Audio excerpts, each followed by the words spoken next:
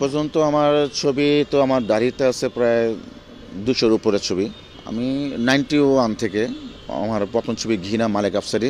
যাবেন আপনি সাগরের কাছে। ওস্তাদ যেখানে আছে সেখানে কি আপনি থাকতে পারবেন? ওখানে তখন আমি ওটা একটা মানে সহশিল্পী হিসাবে আসছিলাম, মানে তখন তো ছোট ছিলাম, মাত্র ম্যাট্রিক দিয়ে এই সিনেমাতে আসা। তারপর হচ্ছে আমার পরের ছবি বিচ্ছু বাহিনী। আমি যেতে পারবো না, আমার আমার সময় শেষ, এটা এটা রাখো। তারপরে হচ্ছে গিয়ে প্রবেশ নিষেধ দিয়ে আমার টার্নিং পয়েন্ট আর কি। আমার দুই ভাইকে আমি ছিলাম না, থাকলে আজ আমার বাবা মায়ের লাঠের সাথে তোদের গ্রামের তোদের লাশ পড়ে থাকতো। এখন যে ডিজিটাল যুগ, তখন যে 35 আমাদের শুট হতো। 35 অনেক কিছু করা যেত, আপনি কালার কারণ গ্রেডিংটা হতো আমার আপনাদের কম্পিউটারে, কালার গ্রেডিংটা হতো কম্পিউটারে। তার ওই যে কম্পিউটারে অনেক কিছু ওই নেগেটিভ দিয়ে অনেক কিছু করা যেত আর কি জিনিসটা। কারণ সেই আমল তো চলে গেছে, সে আমল তো আর এখন নেই। এখন তো ভালো সময় আসছে, ভালো আসছে, একটা ভালো মন্দ যোগ থাকে। আমাদের পার্শ্ববর্তী দেশ একটা সুপারস্টার হিরোইন, সে সাগর থেকে একটা মানে সুইমিং কাস্ট করে উঠে আসতেছে, ওটাকে মানুষ ভালো চোখে দেখছে। আর আমাদের দেশে যদি একটু নায়িকা যদি একটু নাবি বের করে, এদের অনেক নিয়ে মানে সমালোচনা শুরু হয়ে যায়। একটু রান দেখা গেলে অনেক কিছু সমালোচনা হয়ে যায়। তো দর্শক যায় তো সিনেমা হলে বিনোদনের জন্য, সেই বিনোদনটা নিয়ে আপনি 3 ঘন্টা কেন দেখবেন, ছবি দেখবেন? শুধু আপনি একটা গান নিয়ে যদি বিবেচনা করেন, গান তো বিবেচনা, একটা ছবি পুরো গল্প আছে, গল্পের মাঝখানে একটা গান আসে। যে ফুলে মধু আছে, যে ফুলে ভ্রমর আছে, প্রেমের এই খেলা চলে গোপনে। সেই গানের 2-একটা দৃশ্য থাকতে পারে, সেটা নিয়ে তো আলোচনা করার কিছু নেই না। ওটা একটা সময় যেটা চলে গেছে, প্রায় তো অনেক বছর হয়ে গেল, ওই জিনিসটা তো মোটামুটি ঢেকে গেছে। যেমন ওটা একটা মানে যেটা ছিল সেটা হচ্ছে গিয়ে এটা তারা এডিট করতো, যেটা করা যায় মোবাইলে করা যায় বা কম্পিউটারে করা যায় বা এসে করা যায়, সেই ধরনের একটা সিস্টেম ওই আমলে ছিল। সেটা ওইভাবে ওরা এটা বিজনেসটা করতো, মানে যারা ফিল্মের প্রযোজক ছিল। অনেক সময় অনেক হিরোইন যা আসে, হয়তো তাদের ভিতরে একটু জড়তা থাকে যে আমি কাজটা করব কি করব না, বা তার সঙ্গে আমাদের তো অনেক কিছু ক্লোজ হতে হয়, আমাদের অনেক সময় অনেক ক্লোজ হতে হয়, মানে নায়িকাদের সাথে মানে রোমান্টিক সিন থাকে, তখন একটু জড়তা থাকে। সেই জড়তা কারোর জন্য ডিরেক্টর হয়তো বলে দেয় তোমার হিরো, ও তোমার হিরো, ও তোমার হিরোইন, তোমাদের ভিতরে যে জড়তা থাকে, তো তোমরা কাজ করবে কীভাবে, একটু হাসি ঠাট্টা সবার সামনে। কারণ একটা ছবিতে কিন্তু 100-150 লোক থাকে ইউনিটে, সবার সামনে কিন্তু হাসি ঠাট্টা হয়। এখানে ইন্টারনেট বলতে অনেক কিছু বোঝায়, কোনো একত্র কিছু না। একটু হাসি ঠাট্টা, কি কেমন আছো, ভালো আছো, কি খাওয়া দাওয়া হচ্ছে না কিনা, কি সমস্যা হচ্ছে কিনা। আর অভিনয়ের সময় যদি কোনো ডিস্টার্ব হয় তখন সেটা বলে দেওয়া হয়, তো তুমি এইভাবে ডায়লগ দাও, এইভাবে আমার দিকে তাকাও, যদি আমার চোখের দিকে তাকাতে তোমার সমস্যা হচ্ছে, আমার হয়তো আমার এই সাইডে কানে তাকাও বা এখান কপালে তাকাও, এইভাবে বলে ডাইরেক্টর ঠিকঠাক করে দেয়। যেহেতু এটা দর্শকের বিনোদনের জন্যই দেওয়া হচ্ছে।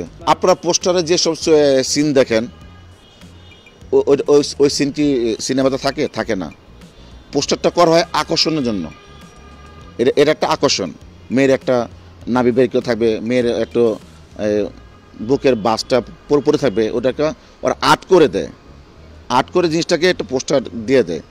ওটাতে একটা আকর্ষণ, মানুষ এটা দেখে সিনেমা হলে ঢুকবে, গিয়ে সিনেমা হলে ঢুকে কিন্তু সেই জিনিসটা পায় না দর্শক। তো পোস্টার দেখলাম একরকম, সিনেমা হলে আরেক রকম। ওগুলো হচ্ছে গিয়ে আপনার ঢামি ইউজ করতো, ঢামি। তো ধরেন আমি জামাটা পরে আছি, এটা ড্রেসটা ধরেন পড়াশোনার ড্রেসটা, আমি যা পরে আছি আমার ধরেন সব পড়াশোনার ড্রেস। তো শুটিং শেষে বলতো যে ড্রেসটা রেখে যান, তখন হয়তো আমার হাইটের একটা আমার কিছু ক্লোজ আপ রাখতো, কিছু এক্সপ্রেশন দিয়ে ওরা নিয়ে রাখতো, আমাদেরও তেমন দিয়ে দিতাম। তখন তারা ডামি ইউজ করতো, আমার হাইটের একটা ছেলে আনতো বা ওর হাইটের একটা নায়িকার হাইটের একটা মেয়ে আনতো, ওই নায়িকার ড্রেসটা পরাতো, আমার এই ড্রেসটা পরাতো, তখন ওরা এটা কাটিং করতো।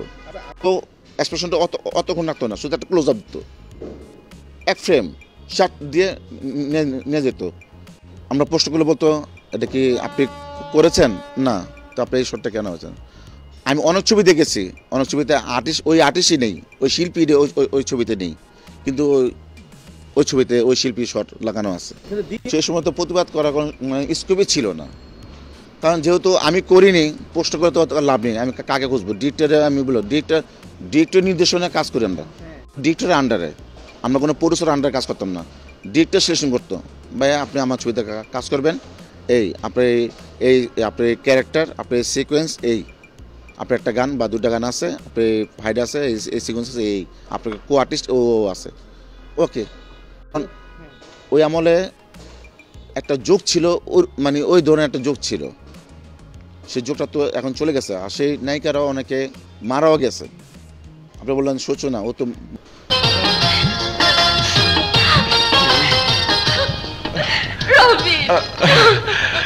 আমার সাথে আর্টিস্ট ছিল রানী, মারা গেছে।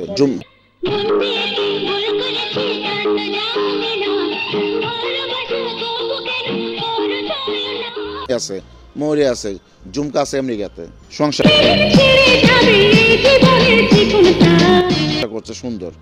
তো ওরা ভালো না হলে কি সংসার করতেছে?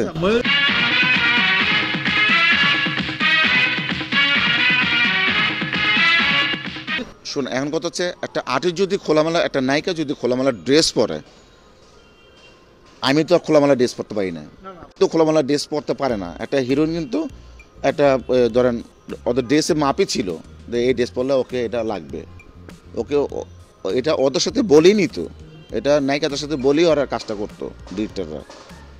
যেমন মুনমুনের ডাইরেক্টর বলতো, মুনমুন তোমার রান্না, তোমার যদি পায়ের রান্না না দেখা যায় হলে লোক ঢুকবে না, মুনমুন সেটি পড়তো। এটা মুনমুনের নিজের মুখের কথা। আপনার কিন্তু হাফ প্যান্ট পরতেই হবে। কেন পরতে হবে? আপনার রান্না দেখলে দর্শক হলে ঢুকে না, তাই না? তো কত হচ্ছে একটা আমল চলে গেছে, এই আমল এখন নেই, সেই যুগ চেঞ্জ, ডিজিটাল যুগ চলে আসছে। আমার সিনেমা আগের যারা প্রযোজক আছে তা তো একজনও নেই, এখন যারা আছে আমাদের যারা প্রযোজক আছে তারা তো এখন সিনেমা অতটা বানাচ্ছে না, কারণ দেশের পরিস্থিতি এবং সিনেমা হল কমে গেছে।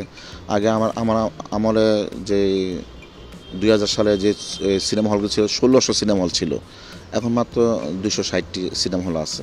এখন তো ধরেন বিজনেস, এত টাকা লগ্নি করে বিজনেস করাটা খুব টাফ ব্যাপার, কারণ টাকাটা ফেরত পাবে কি না, এটা রিটার্ন আসবে কি না, সেটাও একটা বিষয় আছে। তারপর আমি এই সময় আমি একটা ছবি হাত দিয়েছি, কারণ আমি সিনেমার লোক, সিনেমা নিয়ে থাকতে চাই, অন্য কোনো বিজনেসে অত আমার আছে, কিন্তু মন অতটা ওখানে বসে না, কিন্তু এদিকেই আমার মনটা বসে আর কি।